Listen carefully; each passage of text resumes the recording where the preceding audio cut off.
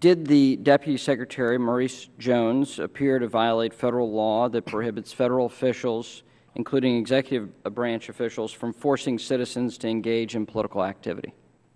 By the technical definition of the term, sir, yes. But I would like to add that I don't believe he knowingly or intentionally did that. I think it fell to the shoulders of those who were advising him, sir.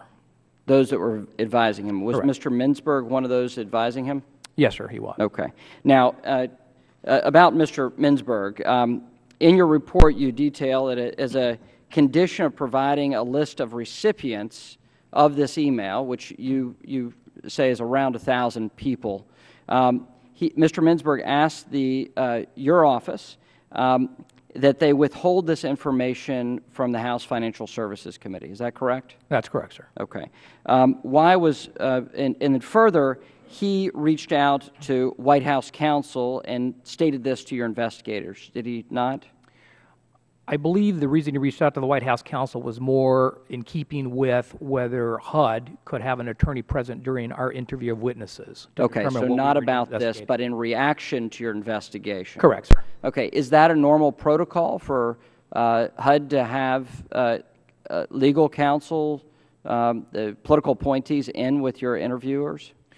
It's not normal protocol to have the department have an attorney present. Certainly if the witness had wanted their own personal attorney would have allowed it, but in this case it was HUD's attorneys who wanted to be in the interview for all intents and purposes to hear what we were investigating. That would be inappropriate. You also outline that before they reached out to White House counsel on this matter of HUD legal counsel being in these interviews, that they also reached out to the Department of Justice about this matter, did they not? Correct, sir. I think they reached out to the Department of Justice first. Again, their attempt was to try to get their attorney into our interviews. Okay. And who in the Office of Legal Counsel contacted the Department of Justice? I believe the individual who would have contacted the Department of Justice was Henry Shee. I think he's a special assistant to the General Counsel. Okay.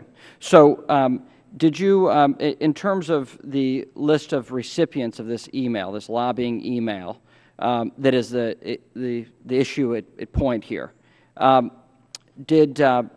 Mr. Mintzberg demanded that you withhold this information from Congress, and in particular his language was he asked that you not provide the list of recipients to, quote, Republicans. Is that correct? That's correct, sir. Okay. Would you provide that list to both Republicans and Democrats on the House Financial Services Committee?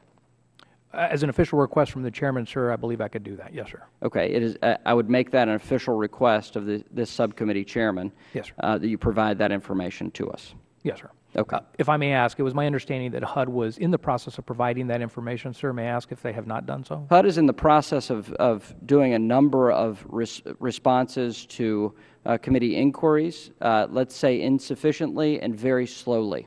Very well. As we've found, it seems to be a practice of this administration to do that in a way that I have not previously experienced in my 10 years in Washington. Furthermore, I'd also like to ask you, in your prepared testimony and your report, you describe how Mr. Mintzberg attempted to obstruct your investigation and convince your staff to withhold information from Congress. Now, was Mr. Mintzberg involved in any other activities prior to the July 31st email, which in your view impeded inquiries originating from your office or from Congress?